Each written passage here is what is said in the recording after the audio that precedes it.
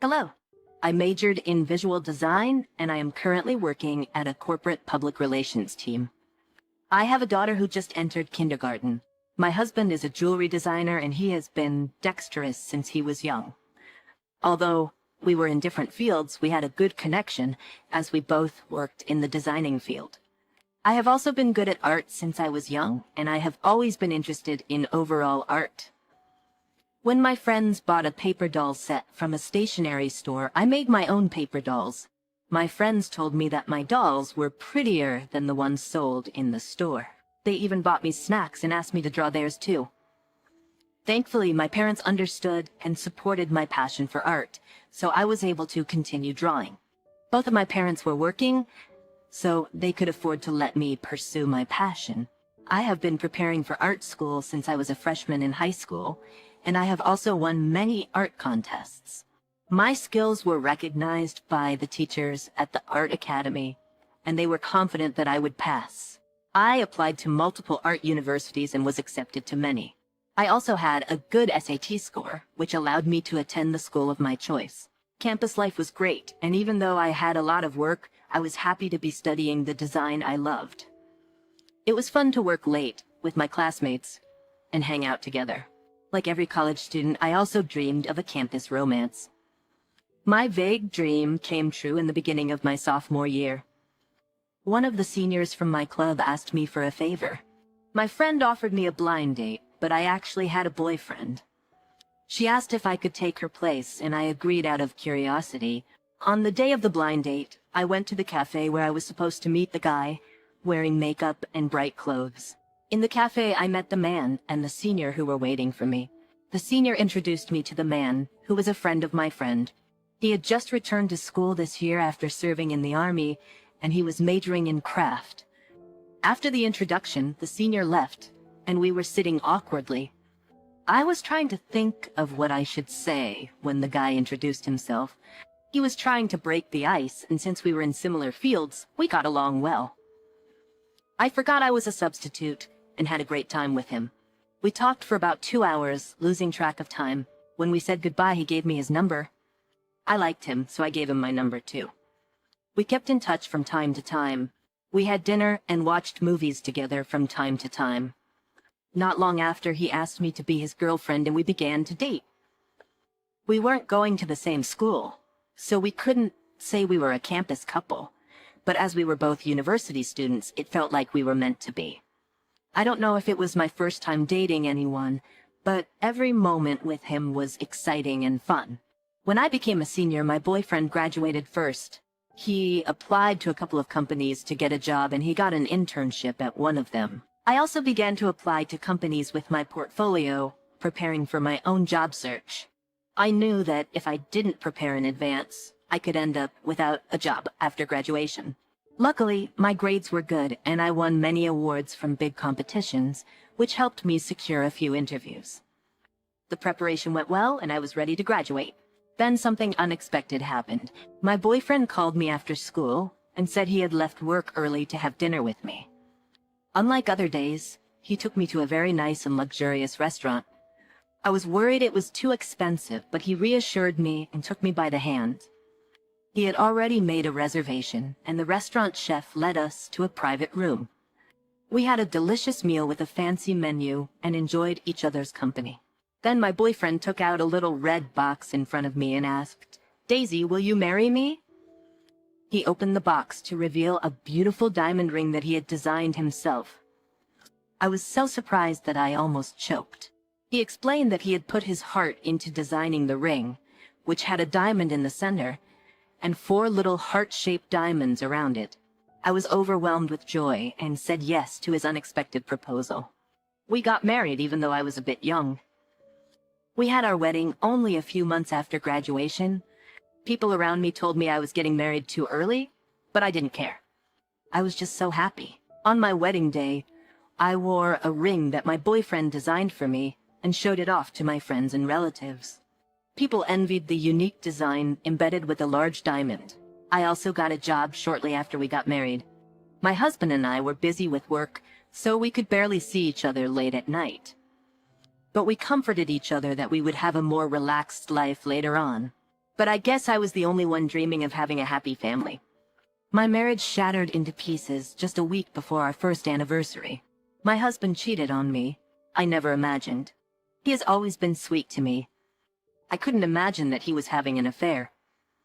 I might have never known for the rest of my life if my husband's mistress hadn't come to me. Out of the blue, she called and told me to come out to meet her. I asked her who she was, and she told me she was the mother of my husband's child. At first, I was too shocked and didn't realize what she was saying. I went out to meet her, and she handed me an ultrasound picture. If you want genetic testing, I'll have my son tested. Although the result will be obvious, it's not like I have no evidence. And she gave me another picture of the two of them kissing. It was obvious that he was having an affair. We had been together for about half a year, and when I told him I was pregnant, he confessed that he was married. It was ridiculous at first, but what could I do? I wasn't going to have an abortion, nor was I going to raise a child without a father, so I talked to my husband. After a movie-like encounter, it ended. I waited for my husband to come home. Feeling horrible. My husband came home like any other day and tried to greet me kindly. I gave him the ultrasound picture the woman gave me and said, "So I heard you made an illegitimate child."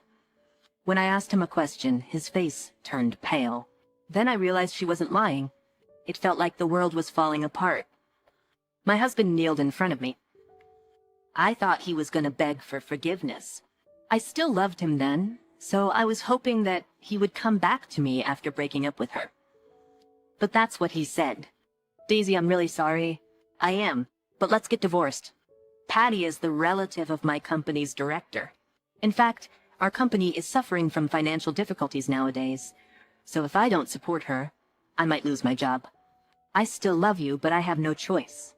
He was even crying. I've never seen such a disgusting person in my life. When he told me he still loved me, I lost all my affection for him and began the divorce process right away. My heart was breaking, but I held it in, as my parents would feel worse seeing their daughter getting divorced due to her husband's affair.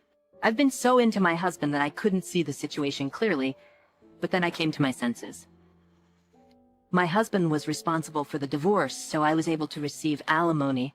But then my husband said, I put some more money on top of the alimony. Patty told me to. He sent me more money than he was supposed to.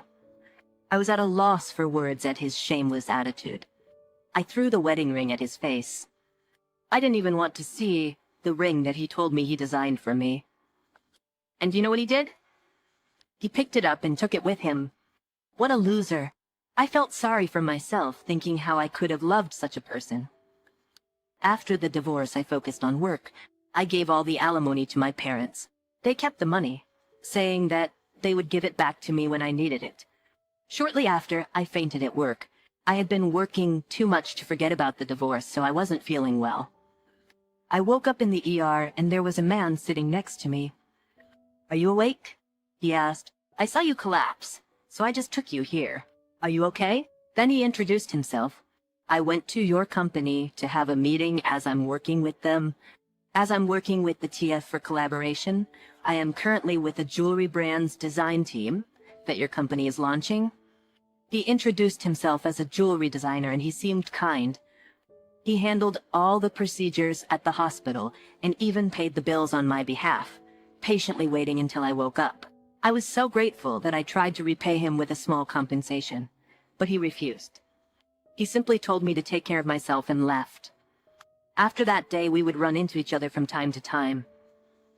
Because our first encounter was quite special, we would greet each other every time we saw each other and eventually became friends. And soon we grew fond of each other.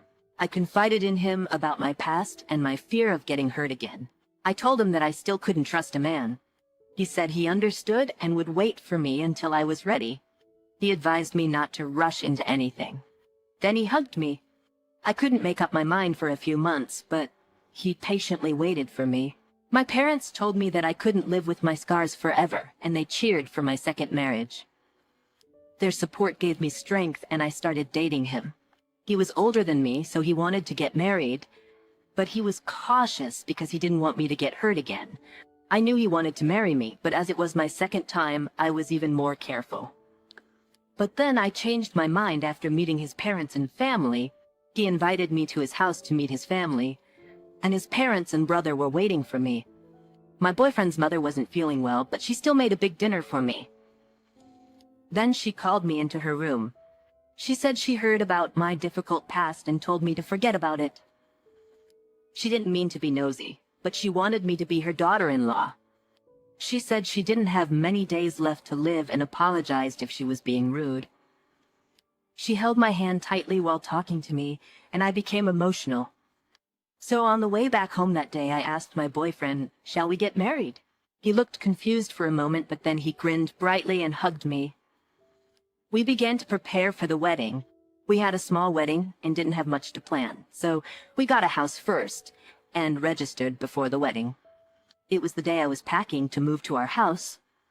It was Saturday, so my husband came to my house and helped me pack. I accidentally pushed boxes and an album fell. It was the wedding album of me and my ex-husband. I was startled. I was too busy after the divorce and completely forgot about it. I forgot to throw it away. When I panicked, my husband picked it up and said, "You can throw this away. I'll take prettier pictures with you." I didn't know what to do. I was thankful and sorry, but his face turned pale when he looked into the album, like he had seen a ghost. "Daisy, what is this?" It was the ring that my ex-husband designed for me. I told my husband that it was the ring that my ex-husband designed for me. Then his face turned scary. "Gotcha, you bastard." It was the first time seeing him like that, so I was confused. I asked him what was going on. Then he went outside, saying that he needed to call the cops first. After a while, my husband came back and explained the situation, still angry. A few years ago, when my ex-husband was working at a company as an intern, the company held a contest for jewelry design ideas. This is the ring that my dad designed for my mom.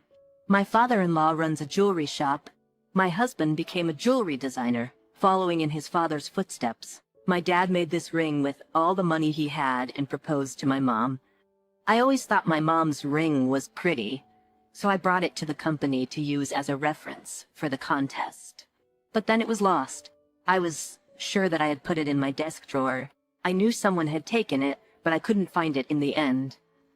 I asked him where the company was, and it turned out to be the same one where my ex-husband had worked as an intern before we got married.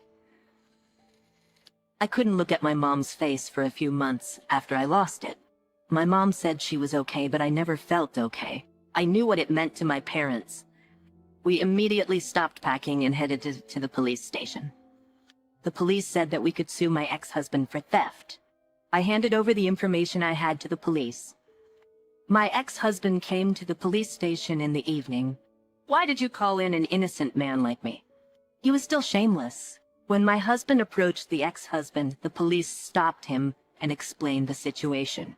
Then my ex-husband denied. I got angry at him, so I stepped up. "Thank God I divorced you. Did you design it? How dare you?" My husband looked perplexed as I stepped forward. He looked back and forth at me and my husband with a confused look on his face. Soon my father-in-law also came to the police station. My husband called him, and he brought an old picture with him. The picture had my parents-in-law in it from the old days. In the picture, my mother-in-law was wearing the same ring on her hand. The ring was exactly the same. The police persuaded my ex-husband to turn himself in, and eventually he confessed that he had stolen it. "I'm sorry, I had to propose, but I didn't have the money to buy a ring." When he was asked if he still had the ring, he said he did. He kept it well because it was an expensive diamond ring. The police went to his house with a search warrant to prevent him from fleeing. He waited in the police station for about an hour. The police came back, and the ex-husband's wife came with him. She was the mistress who called me. She went wild, saying that she would sue for false accusations. The police showed her the evidence and informed her that her husband had already confessed. She didn't say anything more. My ex-husband came to my husband and father-in-law and asked for mercy. My husband refused immediately. "You stole my mother's ring and hurt my wife. I cannot and will not forgive you." Then my ex-husband begged for forgiveness and even kneeled. But his wife was different. "Let's settle this. I'll pay you. How much do you want?" She didn't understand what was going on or how serious it was. That night, we returned home, gave the ring back to my mother-in-law, and explained what happened. She cried when she got her ring back. She had been pretending not to care, but she must have been hurt and had a hard time with her ring being lost. Daisy is our lucky charm. She really is. She cried and thanked me for finding her ring, but I felt embarrassed, and my face turned red with shame. Honestly, I didn't do anything. My father-in-law suggested that we forgive the ex-husband. Even though he's a bad person, he didn't want to cause a scene before our wedding. He suggested that we could think of it as helping a less fortunate person. Then he asked for my opinion. I said I would follow his decision. Apparently, he was being punished for living off his wealthy wife. The incident ended like this, and we had our happy wedding. I thought we would live happily ever after, but unfortunately, my mother-in-law passed away the following year. She passed on her wedding ring to me when she died. The ring came back to me again. I'm sure you also have times when you encounter miracles and destiny. I feel that way whenever I see the ring that my mother-in-law passed on to me. After going through all these incidents, I put my family before anything else. I will continue to live a happy life with my loving husband and precious daughter. Thank you for listening to my story. Please leave your words of support and wise advice in the comment section. Likes and subscriptions help me a lot. Have a wonderful day, everyone.